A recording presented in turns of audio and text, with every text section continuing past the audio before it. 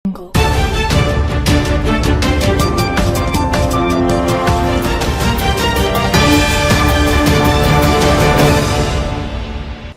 என் friend கிட்ட கடன் வாங்கின ஒரு கேமரால வெளித்துறை அமைச்சர் ஜெய்சங்கர் அவர்கள், அசாமோட சீஃப் மினிஸ்டர், குஜராத்தோட சீஃப் மினிஸ்டர், இப்போ ரீசெண்டா மத்திய பிரதேஷோட சீஃப் மினிஸ்டர் எங்க டீம் ஷூட் பண்ணிருக்கு. பிடிவாதம் ரொம்ப முக்கியம் உங்க கனவுகளை நீங்க மெய்ப்படுத்துறதுக்கு. அந்த ஒரு சப்போர்ட் எனக்கு இல்லைன்னா நான் இன்னைக்கு வீட்டை விட்டு வெளியில வந்திருக்க முடியாது. இன்னைக்கு நான் இங்க எவ்வளவு தூரம் இருக்கேன்னா அதுக்கு ஃபர்ஸ்ட் ஆரம்பிச்சு வச்சது அவங்க தான். நீங்க எடுத்து முடிச்ச 5வது நிமிஷம் அவங்க போட்டோஸ் கேட்பாங்க. அந்த வேகம் உங்களுக்கு சுவாரஸ்யமா இருந்ததுன்னா இது தாராளமா உங்களுக்கு ரொம்ப இன்ட்ரெஸ்டிங்கா இருக்கும்.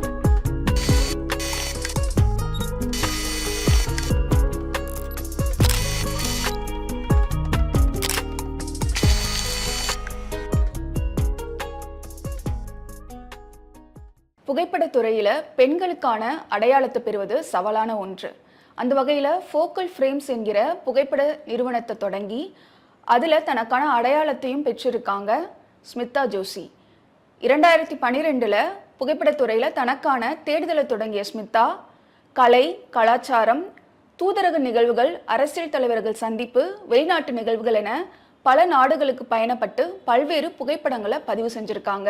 ஸ்மிதாவோட நேர்த்தியான தனித்துவமான புகைப்படங்களை பாராட்டி அவங்களுக்கு வாவ் தமிழ்நாடு அவார்ட்ஸ் உட்பட பல்வேறு விருதுகளும் வழங்கப்பட்டிருக்கு. ஒரு புகைப்பட கலைஞரா ஸ்மிதா சந்திச்ச சவால்கள், சுவாரஸ்ய நிகழ்வுகளை இந்த நேர்காணல்ல நம்மளோட பகிர்ந்துக்க போறாங்க. வாங்க பேசலாம். வணக்கம் ஸ்மிதா. போட்டோகிராஃபில எப்படி உங்களுக்கு இன்ட்ரெஸ்ட் வந்தது? அனைவருக்கும் வணக்கம். எனக்கு சின்ன வயசுலேருந்தே ஃபோட்டோகிராஃபி பிடிக்கும். அது என்னோட கனவு, என்னோட லட்சியம்லாம் நான் சொல்ல மாட்டேன். வழக்கமாக எல்லாரும் ஸ்கூல் முடிச்சு ஒரு தேடலில் இருப்பாங்களா நம்ம அடுத்து என்ன பண்ணுறதுன்னு. அந்த மாதிரி ஸ்கூல் முடிச்சுட்டு நான் ஒரு ப்ரொஃபஷனல் கோர்ஸ் படிக்கலான்னு போனேன். அப்போது ஒரு ஃப்ரெண்டுக்கிட்ட இருந்து ஒரு கேமராவை கடன் வாங்கி ஃபோட்டோ எடுக்க ஆரம்பிச்சது. அப்போ தான் ஏதோ ஒரு புகைப்பட காம்படிஷனுக்கு ஃபோட்டோ எடுக்கணும்னு கேட்டிருந்தாங்க. சரி, ஃப்ரெண்டுக்கிட்ட கேமரா வாங்கி எடுக்க ஆரம்பிச்சது. அதில் இன்ட்ரெஸ்ட் ஜாஸ்தியாகி ஒரு தேடல் ஆரம்பிச்சது. இதில் அடுத்தடுத்து என்ன பண்ணலாம் அப்படின்ற ஒரு தேடல் ஆரம்பிச்சது தான் ஃபோட்டோகிராஃபி. அப்படி தான் நான் பெர்ஃபார்மிங் ஆர்ட்ஸ், அந்த இயல் இசை நாடகங்களை நான் ஷூட் பண்ண ஆரம்பித்தேன். அது டிசம்பர் 2012 அதில் ஆரம்பித்தது தான் இன்னி வரைக்கும் போய்கிட்டு இருக்கு. அப்போ சென்னையில் அந்த டிசம்பர் மார்கழி விழா நடக்கும். அங்கே இயலிசை நாடகங்கள்லாம் நடக்கும். அது ஃபோட்டோஸ் எடுக்கிறதுக்காக நான் ஒரு சபாலேருந்து சபாவாக ஹாப் பண்ணி ஷூட் பண்ணிட்டு இருப்பேன். என்னோட போர்ட்ஃபோலியோ பில்ட் பண்ணணும், இதில் அடுத்தடுத்து என்ன பண்ணலாம் அப்படின்ற ஒரு ஆர்வத்தில் அப்படி ஆரம்பிச்சது தான் என்னோட ஃபோட்டோகிராஃபி பயணம். என்கிட்ட கேமராலாம் இல்லை. ஆரம்பிச்சது என் ஃப்ரெண்டு கிட்ட கடன் வாங்கின ஒரு கேமராவில். அதுக்கப்புறமா வீட்டில் இருந்த ஒரு குட்டி, நம்ம ஃபேமிலி ஹாலிடேஸ்க்கெலாம் போவோம்ல, இந்த லீவுக்கெலாம் போகும்போது எடுத்துகிட்டு போகிற அந்த கேமரா வச்சு கொஞ்சம் கொஞ்சமாக எடுக்க ஆரம்பிச்சது தான் என்னோட ஃபோட்டோகிராஃபி பயணத்தின் ஆரம்பம். ஃபோட்டோகிராஃபி முடிச்சுட்டு இப்போ வெளியில் வராங்க இல்லையா ஸ்டூடெண்ட்ஸ், அவங்க முதல்ல எந்த மாதிரியான கேமரா பயன்படுத்தணும் அப்படின்னா நீங்கள் என்ன சஜஸ்ட் பண்ணுவீங்க? ஃபோட்டோகிராஃபியில் இந்த மாதிரியான தவறுகள்லாம் பண்ணக்கூடாது அப்படின்னா என்னென்ன மாதிரியான தவறுகள்லாம் பண்ணக்கூடாதுன்னு நீங்கள் சொல்கிறீங்க? ஃபஸ்ட்டு எடுத்த உடனே நான் 5 லட்சத்து கேமரா வாங்குவேன், 10 லட்சத்து கேமரா வாங்குவேன் பண்ணணுன்ற அவசியமே இல்லை. நிறைய பேர் சொல்லுவாங்க நீங்கள் இந்த கேமராவில் எடுத்தால் தான் நல்லாயிருக்கும், அதில் எடுத்தால் தான் ரிசல்ட்ஸ் நல்லா வரணும். ஆமாம், கரெக்டு தான். அந்தந்த கேமராக்கான குவாலிட்டி இருக்குது. ஆனால் நீங்கள் ஆரம்பிக்கிறது உங்கள் வீட்டில் என்ன இருக்கோ அதை வச்சு ஆரம்பிங்க. உங்கள் வீட்டில் ஃபோன் இருக்கா, ஃபோனை வச்சு ஆரம்பிங்க. கொஞ்சம் கொஞ்சமாக அதை பற்றி கற்றுக்கோங்க, படிங்க. ஒரு ஃபோட்டோகிராஃபர்கிட்ட இன்டர்ன்ஷிப் பண்ணுங்க. எப்படி நான் இந்த ஃபோட்டோகிராஃபர்கிட்ட இன்டர்ன்ஷிப் பண்ணுறது, அவங்க எடுத்துப்பாங்களா? கண்டிப்பாக எடுத்துப்பாங்க. உங்களுக்கு அந்த ஆர்வம் இருந்தாலே போதும். நீங்கள் என்கிட்ட இந்த கேமரா இருக்குது, அப்போ நான் போய் இன்டர்ன்ஷிப் பண்ணால் எடுத்துப்பாங்கலாம் அவசியமே கிடையாது. அவங்கக்கிட்ட ஆல்ரெடி கேமரா இருக்கும். நீங்கள் கற்றுக்கணுன்ற ஒரு ஆர்வத்தை காமிச்சிங்கனாலே சொல்லி கொடுக்கறதுக்கு இங்கே 1000 பேர் ரெடியாக இருக்காங்க. நீங்கள் வீட்டில் இருக்கிற கேமராவில் ஆரம்பிங்க, யூடியூப்பில் ஆரம்பிங்க. யூடியூப்பில் கற்றுக்கிட்டு தான் நான்லாம் கற்றுக்கிட்டேன். அதுக்கப்புறம் தான் ஒரு ஃபோட்டோகிராஃபர்கிட்ட போயிட்டு நான் முறையாக ஒரு பயிற்சி எடுத்தேன். உங்கள் ஆர்வத்தை தூண்டணும்னா நீங்கள் இன்டர்நெட்லேருந்து ஆரம்பிங்க. அதுக்கப்புறம் உங்களுக்கே தெரியும் உங்களுக்கு எந்த ஃபோட்டோகிராஃபி பிடிக்கும், எந்த ஃபீல்டு பிடிக்காது அப்படின்னு. அதுக்கப்புறமா அதில் ஸ்பெஷலிஸ்டாக இருக்கிறவங்க கிட்ட போயிட்டு நீங்கள் இன்டர்ன்ஷிப்போ இல்லை முறையாக பயிற்சி எடுக்கிறதோ எடுத்துக்கலாம். பெண்கள் ஃபோட்டோகிராஃபி அவங்களோட கெரியரை சூஸ் பண்ணுறாங்கன்னா mostly arts and culture, wild life, travel இப்படி தான் சூஸ் பண்ணுவாங்க. நீங்கள் டிப்ளமேட்டிக் ஃபோட்டோகிராஃபியை சூஸ் பண்ணீங்க, அதற்கான காரணம் என்ன? நான் படித்தது மீடியா மேனேஜ்மெண்ட். எனக்கு இந்த ஜேர்னலிசம் முன்னாடியிலேருந்தே ரொம்ப ஆர்வம் இருக்கும். நான் கண்டென்ட் ரைட்டரெல்லாம் ஒர்க் பண்ணியிருக்கேன் ஒரு மீடியா டிபார்ட்மெண்ட்டில் ஒரு கம்பெனியில். அப்போத்துலேருந்தே எனக்கு இந்த ஜேர்னலிசம் அப்புறம் இந்த பொலிட்டிக்கல் ஃபோட்டோகிராஃபியில் ரொம்ப இன்ட்ரெஸ்ட். நான் காலேஜ் படிக்கும்போது 2-3 அரசியல் விழாக்களை வந்து நான் ஃபோட்டோஸ் எடுத்து சப்மிட் பண்ணியிருக்கேன் என்னோடய ப்ராஜெக்டுக்காக. அது என்னோடய ஆர்வத்தை இன்னும் தூண்டினது. ஆனால் அதுக்கப்புறம் பெருசாக எனக்கு சென்னையில் வந்து அதுக்கு ஸ்கோப் கிடைக்கல. அதனால நான் வந்து இங்கே வந்து இயலிசை நாடகத்தையே ஷூட் பண்ணிகிட்டு இருந்தேன். அதுக்கப்புறமா குடும்ப காரணங்களுக்காக நான் வந்து ஜப்பானுக்கு மூவ் ஆனேன். ஜப்பானில் வந்து டோக்கியோ தமிழ் சங்கம்க்கு வந்து நான் ஃபோட்டோஸ் எடுத்துகிட்டு இருந்தேன். அது மூலமாக வந்த ஒரு ஆப்பர்ச்சுனிட்டி தான் வந்து நம்ம முதல்வர் ஸ்டாலின் அவர்களோட ஜப்பான் பயணத்தை வந்து ஷூட் பண்ணுறதுக்கு. ஸோ 5 நாள் அவரோட ட்ராவல் பண்ணி அந்த ஜப்பான் பயணத்தை நான் ஷூட் பண்ணதில் எனக்கு அதில் ஆர்வம் ரொம்ப ஜாஸ்தியாச்சு. அதுக்கு அடுத்தடுத்து வந்தது தான் இந்த இந்தியன் எம்பசியோட டைப்பில் வந்து சில ஷூட்ஸ்லாம் வந்து இந்த நம்ம வெளித்துறை அமைச்சர் ஜெய்சங்கர் அவர்கள், அசாமோட சீஃப் மினிஸ்டர், குஜராத்தோட சீஃப் மினிஸ்டர், இப்போ வந்து ரீசெண்டாக மத்திய பிரதேஷோட சீஃப் மினிஸ்டர் வந்து எங்கள் டீம் ஷூட் பண்ணியிருக்கு. இதெல்லாம் அதுக்கு அடுத்தடுத்து வந்தது தான். ஃபோக்கல் ஃப்ரேம்ஸ் பற்றி பகிர்ந்துக்கோங்க. ஃபோக்கல் ஃப்ரேம்ஸ் வந்து ஒரு விளையாட்டுத்தனமாக ஆரம்பித்த ஒரு சோஷியல் மீடியா பேஜ். நான் வந்து ஃபோட்டோஸ் எடுக்க ஆரம்பித்த காலத்தில் வந்து அதை சோஷியல் மீடியாவில் எப்படி பதிவு பண்ணலாம் அப்படின்னு யோசிக்கும் போது ஃபோக்கல் ஃப்ரேம்ஸ்னு ஒரு பேஜ் வந்து ஆரம்பித்தேன் ஃபேஸ்புக்கில். அது கொஞ்சம் கொஞ்சம் சீரியஸாக ஆகும்போது சரி நம்ம இதில் வந்து நம்மளுக்கு வந்து பாப்புலாரிட்டி வருது, இதில் மக்கள் வந்து இந்த பேஜ் பார்க்குறாங்க அப்படின்னு நினைக்கும். பெரிய ஃபாலோவர்ஸ்லாம் இல்லைங்க, யாருக்காவது நான் என்னோடய ஃபோட்டோஸ் காமிக்கணும்னா அந்த லிங்க்கை ஷேர் பண்ணுவேன், அதுலேருந்து மக்கள் பார்ப்பாங்க. அதுலேருந்து அடுத்தடுத்து சரி இதை நம்ம ரெஜிஸ்டர் பண்ணலாம், இதை வந்து முறையாக ஆரம்பிக்கலாம்னு சொல்லிட்டு தான் ஃபோக்கல் ஃப்ரேம்ஸ் வந்து ஒரு ஃபோட்டோகிராஃபி நிறுவனமாக ரெஜிஸ்டர் பண்ணி இப்போ சென்னையில் ஒரு டீமோடையும் ஜப்பானில் ஒரு டீமோடையும் வச்சு நாங்கள் ரன் பண்ணிகிட்ருக்கோம். ஃப்ரீலான்சர்ஸ் தான். சின்ன சின்ன ஷூட்ஸ்லேருந்து பெரிய பெரிய ஷூட்ஸ் வரைக்கும் பண்ணுறோம். இப்போதைக்கு நல்லா போயிட்டுருக்கு. வேர்ல்டு வைடாக பண்ணணும்னு ஆசை, பார்ப்போம். ஃபோட்டோகிராஃபி ஃபீல்டே வந்து ஒரு சவாலான ஃபீல்டு தான். அதுவும் வந்து பெண்கள் இதை கெரியராக சூஸ் பண்ணுறப்ப நிறைய சவால்கள் இருக்கும். அப்படி நீங்கள் சந்தித்த சவால்கள் என்னென்ன? இது வந்து ஒரு முழு நேர வேலை வாய்ப்பாக நம்ம எடுத்துக்கலாமா? நீங்கள் வந்து 2-3 கேள்வியை வந்து சேர்த்து கேட்டிருக்கீங்க. நான் பிரித்து பதில் சொல்கிறேன். ஃபஸ்ட்டு வந்து பெண்கள் இதை எடுத்துக்கலாமான்னா, ஒரு படத்தில் சொல்லியிருப்பாங்க, ஃப்ளைட் வந்து ஆண் ஓட்டினாலும் ஓடும், பெண் ஓட்டினாலும் ஓடும். அதே மாதிரி தாங்க கேமரா வந்து பெண் எடுத்தாலும் ஃபோட்டோ எடுக்கும், ஆண் எடுத்தாலும் ஃபோட்டோ எடுக்கும். நம்ம வந்து நம்ம பெண்ணாக இருக்கோமே, இதுக்குள்ளே நம்மளால் சாதிக்க முடியுமான்லாம் நான் வந்து எடுக்கும்போது யோசிக்கலாங்க. நிஜமா நான் எனக்கு இது பிடிச்சிருக்கு, நான் பண்ணுறேன் அப்படின்னு தான் ஆரம்பித்தேன். அடுத்தடுத்த ஸ்டெப்பை நான் வந்து விட்டு கொடுக்காம நான் அடுத்தடுத்த ஸ்டெப்பை நோக்கி போயிட்டு இருந்ததால் எனக்கு வந்து நான் ஒரு பெண்ணாக இருந்து இதை சாதிச்சிருக்கேன்ற ஒரு பெருமிதம்லாம் இல்லை. ஆனால் இன்றைக்கி நினைக்கும் போது நிஜமாக வியப்பாக இருக்குது. ஏன்னா சில சவால்கள் இருந்ததுங்க. நான் ட்ராவல் பண்ணும்போது கழிவறைகள் பிரச்சனை இருந்தது. நான் ஏதாவது ஊருக்கு போனேன்னா அந்த ஹோட்டல் நல்ல ஹோட்டலாக பார்த்து தங்கலாமான்றதுக்காக செலவுகள் ஜாஸ்தி ஆச்சு. நான் வந்து பேருந்துகள்லாம் பயணிக்கும் போது ஒரு 6 மணிக்குள்ளே திரும்ப நம்ம ஊருக்கு வந்து சேர்ந்துடணும், இல்லை ஹோட்டலுக்கு வந்து சேர்ந்துடணுன்ற அந்த சேலஞ்செல்லாம் இருந்தது.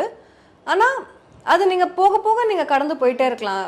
ஒரு பெண்ணாக உங்களுக்கு அந்த ஒரு இன்ஸ்டிங்க்ட் ஆட்டோமேட்டிக்காக வந்துடும். நீங்கள் வந்து ஃபோட்டோகிராஃபராக ட்ராவல் பண்ணுறீங்களோ இல்லை சும்மா உங்கள் தொழிலுக்காக ட்ராவல் பண்ணுறீங்களோ இல்லை வந்து சும்மா ஜாலியாக ட்ரிப்பு போகிறீங்களோ, அந்த ஒரு இன்ஸ்டிங்க்ட் உங்களுக்கு வந்துடும். அது நீங்கள் கேமராவையும் பத்திரப்படுத்திக்கிட்டு நீங்கள் போகணும், அவ்வளோதான். ஒரு பெண்ணாக சாதனை படைக்கணும்னா யாராக வேணாலும் இருந்தாலும் அது சாதனை தான். நீங்கள் போகிற பாதை வந்து கொஞ்சம் நீளமாக இருக்கும், ஒரு பெண்ணாக இருக்கிறதால கொஞ்சம் கரடு முரடாக இருக்கும். ஆனால் நீங்கள் ஒரு நல்ல ஷூ போட்டுக்கிறீங்கன்னா அந்த பாதையில் நடந்து போயிடலாம், அவ்வளோதான். இது முழு நேர வேலை வாய்ப்பாக நம்ம எடுத்துக்கலாமா ஃபோட்டோகிராஃபியை? நிச்சயமாக எடுத்துக்கலாம். ஆனால் உடனே எடுத்துக்க முடியுமான்னு கேட்டால் அது வந்து ஒருத்தவங்க வந்து அவங்களுக்குள்ளே கேட்க வேண்டிய கேள்வி. என்னால் அதை முழு நேரமாக எடுக்க முடியற ஸ்டேஜ் வந்து எனக்கு 10 வருஷம் கழிச்சு தான் வந்தது. இதை முழு நேரமாக எடுத்துக்க முடியும்னா இதுக்கு வந்து நிறைய ஃபேக்டர்ஸ் இருக்குது. கண்டிப்பாக எடுத்துக்கலாம். ஆனால் எப்போ நீங்கள் எடுத்துக்கலான்றதுக்கான ஒரு சேலஞ்ச் எப்போவுமே இருக்கும். நான் ஸ்டார்ட் பண்ணும்போது எனக்கு வந்து ஃபைனான்ஷியல் பேக்கப்லாம் கிடையாது. ஸோ நான் ஷூட்லாம் பண்ணும்போது நான் கேமராவை வாடகைக்கு எடுத்துகிட்டு ஷூட் முடிச்சுட்டு அந்த ஷூட்டில் வர காசு ஃபுல்லாகவுமே கேமரா வாடகைக்கு போயிடும். அப்படி தான் நான் ஒரு 7 வருஷமாக பண்ணிகிட்டு இருந்தேன். இப்போ 3 வருஷமாக தான் நானே என் சொந்த கேமரா வாங்கியிருக்கேன். ஆனால் அந்த 7 வருஷமும் சில ஷூட்லாம் விட்டு போயிருக்கு. ஏன்னா என்னால் கேமரா வாங்க முடியாது, அந்த டைமில் எனக்கு ஆஃபீஸில் லீவ் கிடைக்காது. ஆனால் அதெல்லாம் நான் கிவ் அப் பண்ணாமல் வந்ததால் தான் இப்போ என்னால் அது முழு நேரமாக யோசிக்க முடியுது. ஃபைனான்ஷியலி உங்களால் சேஃபாக இருக்குது, நீங்கள் வந்து ஒரு 4-5 மாதம் சம்பாதிக்கலனாலும் உங்களால் உங்கள் ஹாபியை பர்சீவ் பண்ண முடியும்னா உடனே எடுத்துக்கோங்க ஃபுல் டைமாக. அந்த பாதை உங்களுக்கு இன்னும் ஷார்ட்டராக இருக்கும். என்ன மாதிரி நீங்கள் வந்து வேற ஒரு கெரியரும் பார்த்துட்டு அதுக்கான ஃபைனான்ஷியல் பேக்கப் ரெடி பண்ணிவிட்டு ஃபோட்டோகிராஃபிலையும் நீங்கள் வந்து முன்னுக்கு வரணும்னா அந்த பாதை கொஞ்சம் நீளமாக இருக்கும். ஆனால் பண்ண முடியாதுன்னு இல்லை, கண்டிப்பாக பண்ணலாம். இது வந்து இன்ஃப்ளூயன்சர் காலகட்டம் இல்லையா? நம்ம கிட்ட வெறும் டேலண்ட் இருந்தால் மட்டும் பத்தாது, நம்ம ஒர்க்கை வந்து அது மார்க்கெட்டிங் பண்ண நம்மளுக்கு தெரியணும். நீங்கள் என்ன மாதிரியான மார்க்கெட்டிங் டெக்னிக்லாம் யூஸ் பண்ணுறீங்க? நீங்கள் ஒரு தப்பான ஆள்கிட்ட இன்ஃப்ளூயன்சர் மார்க்கெட்டிங் பற்றி கேட்குறீங்க. நானும் அதை வந்து கொஞ்சம் கொஞ்சமாக இப்போ தான் கற்றுக்கிறேன். இன்ஃப்ளூயன்சர் மார்க்கெட்டிங்லாம் வந்து நான் தப்புன்னு சொல்ல மாட்டேங்க. அதனால தான் வந்து நிறைய சின்ன சின்ன பிராண்ட்ஸுக்கெலாம் இப்போ வெளியே வர ஆரம்பிச்சிருக்காங்க. நிறைய குட்டி குட்டி பிஸ்னஸ்லாம் வந்து ரெக்கக்னிஷன் கிடைக்கிறதுலாம் அந்த இன்ஃப்ளூயன்சர் மார்க்கெட்டிங்னால தான். ஆனால் அது ஒரு எத்திக்கலான முறையில் பண்ணுறது என்றைக்குமே அவசியம். ஒரு இடத்துல வந்து ஒரு சாப்பாடு நல்லா இல்லைன்னு தெரிஞ்சும் நம்ம வந்து அதுக்கு போய் ஒரு பாசிட்டிவ் ரிவ்யூ கொடுக்குறோன்னா அது தப்பு. அதுக்கான நேர்மையும் ஒரு எத்திக்ஸும் இருந்ததுன்னா இன்ஃப்ளூயன்சர் மார்க்கெட்டிங் தப்பே கிடையாது. இப்போ ஒரு இன்ஃப்ளூயன்சர் வந்து ஒரு ஃபோட்டோகிராஃபருக்கு வந்து காசு கொடுத்து ஒரு ஷூட் பண்ணிட்டு இருக்காங்க, அவங்களோட ஒரு கான்ட்ராக்ட் இருக்குன்னா நான் போயிட்டு நான் உனக்கு ஃப்ரீயாக ஷூட் பண்ணி தரேன் அப்படின்னு சொன்னால் அது அந்த ஃபோட்டோகிராஃபரோட வாழ்வாதாரத்தை கெடுக்கும். அதை பண்ணக்கூடாது. இன்னொரு ஸ்டார்ட் அப் பிராண்டை பாருங்கள், இன்னொரு பிராண்டோட சேர்ந்து க்ரோ பண்ணிக்கோங்க. நீங்கள் அவங்களுக்கு ஃப்ரீ ஷூட் பண்ணி கொடுங்க, அவங்க உங்களுக்கு ப்ரமோட் பண்ணட்டும். ஸோ அந்த வகையில் 2 பிராண்டும் க்ரோ ஆகும். இப்போ இன்னொருத்தரோட வாழ்வாதாரத்தை கெடுத்து நம்ம ஒரு அந்த இடத்துல வந்து பெரிய ஆளாக சாதிக்கணுன்ற அவசியம் இல்லை. இன்னொருத்தங்களை தூக்கி விட்டுட்டு நீங்கள் வளர்ந்தீங்கன்னா அந்த வளர்ச்சி இன்னும் நல்லாயிருக்கும். ஸ்மிதாவோட ஃபேவரட்டான ஃபோட்டோகிராஃப் எது நீங்கள் எடுத்ததில்? 10,000 கணக்கான ஃபோட்டோஸ் எடுத்திருக்கேன். ஆனால் அதில் எது ஃபேவரெட்டுன்னா நிறைய இருக்குங்க. அது ஆனால் சமீப காலகட்டத்தில் வந்து வெளித்துறை அமைச்சர் ஜெய்சங்கர் அவர்கள் வந்து ஜப்பான் பயணத்தின் போது எடுத்த ஒரு புகைப்படம் எனக்கு ரொம்ப பெருமிதமாக இருக்கும். ஏன்னா ஜப்பானோட பிரதமர், முன்னாள் பிரதமர் ஃபுமியோ கிஷிடா அவர்களோட நம்ம வெளித்துறை அமைச்சர் ஜெய்சங்கர் அவர்கள் இருந்து எடுத்த ஒரு புகைப்படம் அது. அதை நான் தான் எடுத்தேன். அதுதான் வந்து எல்லா மீடியாலையும் வந்தது. அது ஏன் எனக்கு ரொம்ப பெருமிதமாக இருக்கும்னா, நான் வந்து ஒரு சின்ன பேக்ரவுண்ட்லேருந்து தாங்க வந்தேன். முன்னாடி சொன்ன மாதிரி எனக்கு வந்து பெருசாக ஃபைனான்ஷியல் பேக்ரவுண்டோ இல்லை வந்து இந்த மீடியா பேக்ரவுண்ட்லாம் கிடையாது. நான் வந்து புதுசாக ஸ்டார்ட் பண்ணுறேன் என் ஃபேமிலியில் ஃபோட்டோகிராஃபராக. அந்த டைமில் நிறைய தடங்கள்லாம் இருக்கும். நான் வாடகைக்கு எடுத்து தான் வந்து ஷூட் பண்ணுவேன். பாதி நாள் நிறைய ஆப்பர்ச்சுனிட்டிஸ் விட்டு போயிடும். நிறைய காலகட்டங்களில் எனக்கு வந்து இதை விட்டுட்டு போயிடலாம் அப்படின்ற மாதிரிலாம் நிறைய தோணும். நிறைய தடங்கள்லாம் இருக்கும். ஆனால் விட்டு கொடுக்காம வந்தால் இவ்வளோ தூரம் வர முடியும் போல் அப்படின்னு ஒரு யோசனையை கொடுத்தது வந்து அந்த ஒரு தருணம். அந்த ஒரு பிரதமர் ஆஃபீஸில் நின்று நம்ம ஒரு ஃபோட்டோ எடுக்கும்போது அந்த ஒரு தருணம், பரவாயில்ல நம்ம விட்டு கொடுக்காம வந்தால் இவ்வளோ தூரம் வரலாம் போலையே அப்படின்னு தோண வச்ச அந்த புகைப்படம் எனக்கு வந்து என் மனசுக்கு ரொம்ப பிடிச்ச ஃபோட்டோ. நீங்கள் நிறைய நாடுகளுக்கெல்லாம் பயணம் செய்து ஃபோட்டோகிராஃபி பதிவு பண்ணியிருக்கீங்க. உங்களோட ஃபேமிலி சப்போர்ட் உங்களுக்கு எந்த அளவு இருந்தது? ஆரம்பத்தில் யாருமே நம்பலைங்க. சும்மா எல்லாரும் மாதிரியும் நல்ல ஒரு ப்ரொஃபஷ்னல் கோர்ஸை விட்டுட்டு ஃபோட்டோ எடுக்க சுற்றிட்டா இதில் பெருசாக உருப்படுவாலாம் தெரியாது அப்படின்னு எல்லாரும் நினைக்கிறது தானேங்க. ஒரு பெரிய கோர்ஸை விட்டுட்டு நான் ஃபோட்டோ எடுக்கிறேன்னு கிளம்பிட்டா யார் தான் நம்புவா? ஆனால் நான் விட்டு கொடுக்காம ஜெயிக்கணுன்ற ஒரு வெறி இருந்ததாலேயோ என்னவோ இப்போ கொஞ்சம் மாறி இருக்கு. இப்போ வந்து ஃபேமிலி சப்போர்ட் எல்லாம் நான் நிஜமாக இவ்வளோ தூரம் வந்திருக்க மாட்டேன். ஆரம்பத்தில் எல்லாருக்குமே அந்த பயம் இருந்தது. ஆனால் அவங்க என்னை தடுக்கலை. அதுவே ஒரு பெரிய சாதனை எனக்கு. ஆனால் ஏன்னா நிறைய பேர் சில கெரியர்ஸ்குள்ளே வராததுக்கான ரீசன் அவங்க தடுக்கப்படுறாங்க. அவங்களோட குடும்ப சூழ்நிலையாக இருக்கட்டும், வெவ்வேறு காரணங்கள்னால. என்னை யாரும் தடுக்கலை. அந்த விதத்தில் பெரிய விஷயம்தான். இப்போ வந்து நான் ஏதாவது ஷூட்டை மிஸ் பண்ணிட்டேன்னா கூட என்னோட கணவர் வந்து இது எப்படி நீ ஷூட்டை மிஸ் பண்ணலாம், நான் வீட்டை பார்த்துக்கிறேன் போ அப்படின்னு சொல்லிட்டு அவர் வந்து என்னை அனுப்பி வச்சுருவார். ஸோ மெயினாக பெரிய சாதனை என்னன்னா, எங்கள் அப்பா நான் ஆரம்பத்தில் நம்பவே இல்லை நான் வந்து ஃபோட்டோகிராஃபர் ஆவேன்னு. 10 வருஷம் கழித்து அந்த ஜெய்சங்கர் சாரோட ஷூட் முடிச்சதுக்கப்புறம் ராத்திரி எங்கள் அப்பா கால் பண்ணிட்டு ஷூட் நல்லா போச்சா அப்படின்னு கேட்டார். அது எனக்கு கொஞ்சம் சந்தோஷமாக இருந்தது. பரவாயில்ல நம்ம சாதிச்சிட்டோம் அப்படின்னு. உங்களோட ஃபேவரட் ஃபோட்டோகிராஃபர் யார்? இந்தியாலையும் சொல்லலாம், இன்டர்நேஷ்னல் லெவல்லையும் நீங்கள் பகிர்ந்துக்கலாம். அரசியல் ஃபோட்டோகிராஃபியில் பீட் சவுசா அப்படின்னு ஒரு ஃபோட்டோகிராஃபர் இருக்கார். அவர் வந்து அமெரிக்காவோட ஃபோட்டோ ஜேர்னலிஸ்ட். அவர் வந்து ஒபாமா ஆஃபீஸில் சர்வ் பண்ண டைமில் வந்து ஃபோட்டோகிராஃபராக இருந்தார். அவரோட புகைப்படங்கள் ரொம்ப நல்லா இருக்கும். ஏன்னா அவரோட ஒரு ஒரு புகைப்படத்துக்கு கீழேயும் பெருசா கதை எழுதியிருப்பாரு. அந்த புகைப்படத்தின் பின்னாடி என்னலாம் நடந்தது அப்படின்னு. ஸோ அவரோட ஒர்க் எனக்கு ரொம்ப பிடிக்கும். டோக்கியோ தமிழ் சங்கம் நிகழ்வுல வந்து தமிழக முதல்வர் ஸ்டாலினை சந்திக்கிற வாய்ப்பு உங்களுக்கு கிடைச்சது. அந்த நிகழ்வை நீங்க தான் பதிவு பண்ணீங்க. அவரோட உரையாடல் ஏதாவது நடந்ததா? ஆமா. டோக்கியோ தமிழ் சங்கம் மூலமா எனக்கு வந்து முதல்வர் ஸ்டாலின் அவர்களின் ஜப்பான் பயணத்தை வந்து புகைப்படம் பிடிக்கிற வாய்ப்பு எனக்கு கிடைச்சது. அப்போ வந்து 2, 3 இடத்துல உரையாடல் முதல் தடவை நம்ம போவோம்ல ஃபோட்டோ எடுக்கிறதுக்கு. அவர் பார்க்கும்போது நான் தமிழ்ல பக்கத்துல இருக்கிறவங்களோட பேசும்போது, "ஓ! நீங்க தமிழா?" அப்படின்னு கேட்டுட்டு, எந்த ஊருன்னுலாம் கேட்டாரு. ஸோ நான் சொன்னேன், "நான் சென்னை சார், பெரம்பூர்லேருந்து வரேன்" அப்படின்னு சொன்னதுக்கு, "ஓ! பெரம்பூரா? நம்ம தொகுதியாச்சே" அப்படின்னு சொல்லிட்டு ரொம்ப பெருமைப்பட்டாரு. ஒரு சென்னையிலேருந்து ஒரு பொண்ணு வந்து ஜப்பான் வரைக்கும் வந்து ஃபோட்டோலாம் எடுக்கிறாங்க அப்படின்போது பாராட்டினாரு. நான் ரொம்ப தயங்கி தயங்கி சார் 5வது நாள் கிளம்பும்போது தயங்கி தயங்கி சார் ஒரு ஃபோட்டோ எடுத்துக்கலாமா அவங்களோட அப்படின்னு கேட்டதுக்கு, உங்களுக்கு இல்லாததா அப்படின்னு சொல்லிட்டு கூப்பிட்டு 2, 3 ஃபோட்டோ எனக்கும் என் கணவருக்கும் எடுத்து கொடுத்தாரு. அது ரொம்ப சந்தோஷமா இருந்தது.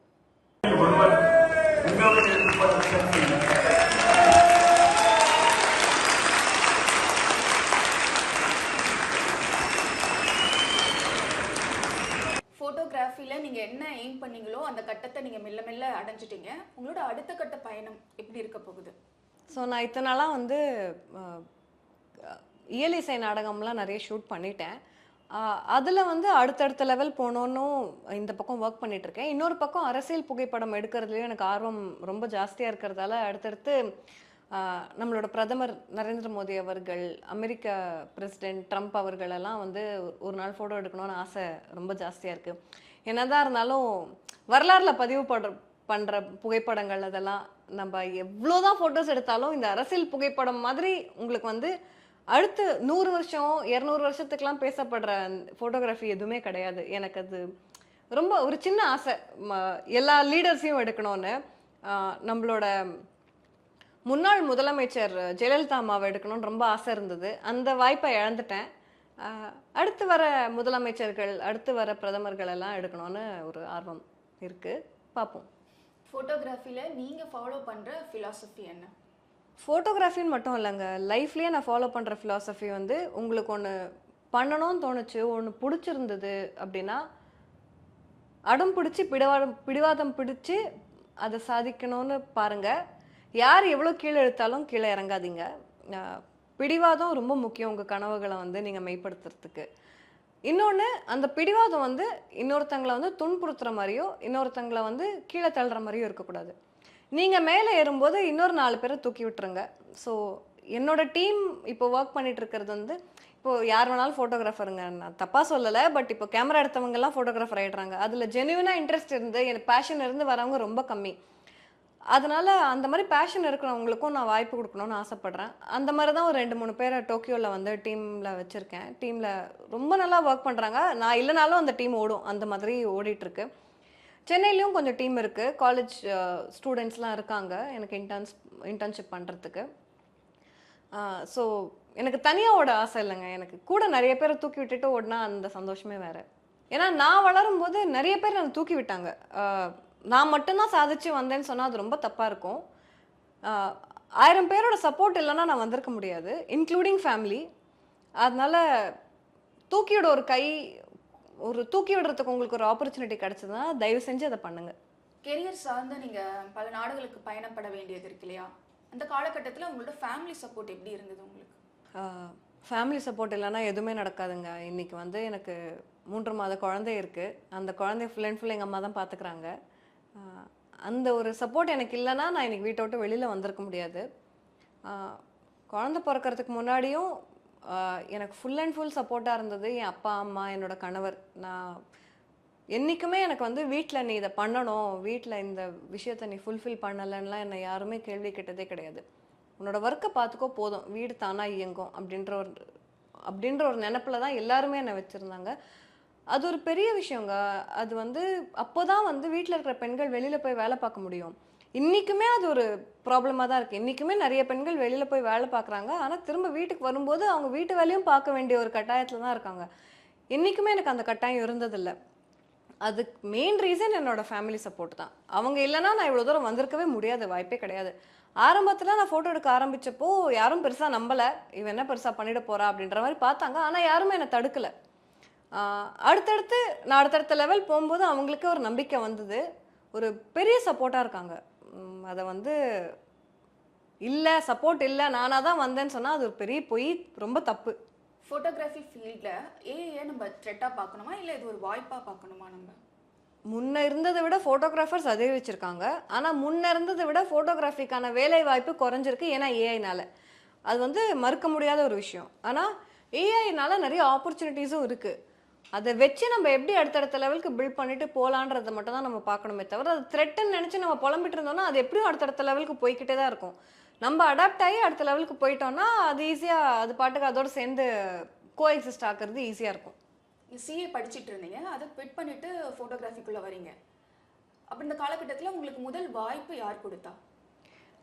அது ஆக்சுவலி நான் சொல்லியே ஆகணும். சிஏ குவிட் பண்ணிவிட்டு கேமரா எடுத்துகிட்டு சுற்றிட்டு இருக்கும்போது என்ன பண்ண போகிறோன்னே தெரியல. அப்போ தான் வந்து டிசம்பர் மார்கழி விழாவில் வந்து இயலிசை நாடகம் ஷூட் பண்ணலாம் அப்படின்னு சொல்லிட்டு என் ஃப்ரெண்டுக்கிட்ட கேமரா பாரோ பண்ணிவிட்டு கர்நாடக பாடகி மஹத்தி அவர்களுக்கு வந்து இமெயில் போட்டேன். இப்படி வந்து நான் ஃபோட்டோ எடுக்கலாமா, எனக்கு உங்களோட இசையெல்லாம் ரொம்ப பிடிக்கும், எனக்கு வந்து ஃபோட்டோ எடுக்கலாமா உங்களோட கச்சேரிகளில் அப்படின்னு வந்து நான் வந்து கொலாபரேஷனுக்காக, அப்போது கொலாபரேஷன்ற வார்த்தைலாம் கிடையாது, ஸோ ஃபோட்டோ எடுக்கலாமான்னு கேட்டப்போ அவங்க வந்து ஓகே அப்படின்னாங்க.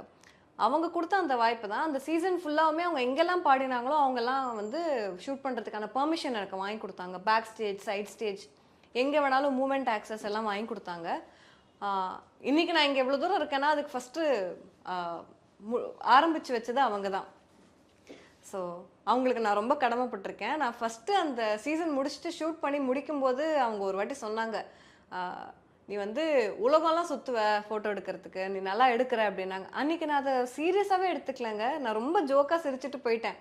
ஆனால் அன்றைக்கி அவங்க சொன்னது இன்றைக்கி நான் வந்து ஒரு நாள் மெசேஜ் பண்ணி சொன்னேன், நீங்கள் அன்றைக்கி சொன்னீங்க நான் நம்பலை, but I think I have made you proud அப்படின்னு சொல்லிட்டு மெசேஜ் பண்ணி சொன்னேன். அது ரொம்ப இன்றைக்கி நினைக்கும் போதும் அன்றைக்கி அவங்க அந்த வாய்ப்பு கொடுக்கலன்னா நான் இவ்வளோ தூரம் வந்திருப்பேனான்னு கேட்டால் எனக்கு தெரியல. நானும் ஒரு காணாமல் போயிருந்திருப்பேனோ அப்படின்ற ஒரு தாட்ஸ் கூட இருந்திருக்கு. கலை நிகழ்ச்சிகள் தொடர்பான ஃபோட்டோகிராஃபிக்கும் அரசியல் நிகழ்வுகள் தொடர்பான ஃபோட்டோகிராஃபிக்கும் என்ன மாதிரியான வித்தியாசங்கள் இருக்கு? வித்தியாசம் கேட்டால் நிறையா இருக்குது. எல்லா நிகழ்ச்சியிலையும் கேண்டிட் மொமெண்ட்ஸ்ன்னு சிலது இருக்கும். நம்ம அந்த மொமெண்ட்டை வந்து நடக்கும்போது டக்குன்னு எடுக்கணும். ஆனால் இந்த அரசியல் நிகழ்ச்சிகளில் என்ன இதுனா அந்த கேண்டிட் மொமெண்ட்ஸ் வந்து ரொம்ப ஃபாஸ்ட்டாக வரும். ஸோ நீங்கள் அந்த ஸ்பீடில் ஓடுறதுக்கு ரெடியாக இருக்கணும். இப்போது ஃபார் எக்ஸாம்பிள் ஒரு மீட்டிங்க்கு வந்து ஒரு தலைவர் போகிறாங்கன்னா அவரோட கார் நிறுத்தி இறங்குறதுக்கு முன்னாடி நீங்கள் கார்லேருந்து இறங்கி குதிச்சு கேமராவோட லைட்டிங்கோட ரெடியாக இருக்கணும். அந்த மொமெண்ட் அவர் இறங்கி ஒருத்தர் ரிசீவ் பண்ணும்போது அவருக்கு ஹேண்ட் ஷேக் பண்ணுற ஷாட்டை வந்து உங்களை நம்பி தான் இருக்குது. அதுதான் வேர்ல்டு வைட் எல்லா மீடியாலையும் போகும். ஸோ அந்த ஸ்பீடுக்கு நீங்கள் ரெடியாக இருக்கணும். இன்னொன்று என்னென்னா, நீங்கள் எடுத்து முடித்த 5வது நிமிஷம் அவங்க வந்து ஃபோட்டோஸ் கேட்பாங்க. உடனே நீங்கள் அதை ஃபோனில் மாற்றிட்டு ஃபோட்டோஸ் அவங்களுக்கு அனுப்பிச்சிட்டு உடனே டெலீட் பண்ணிட்டோம்.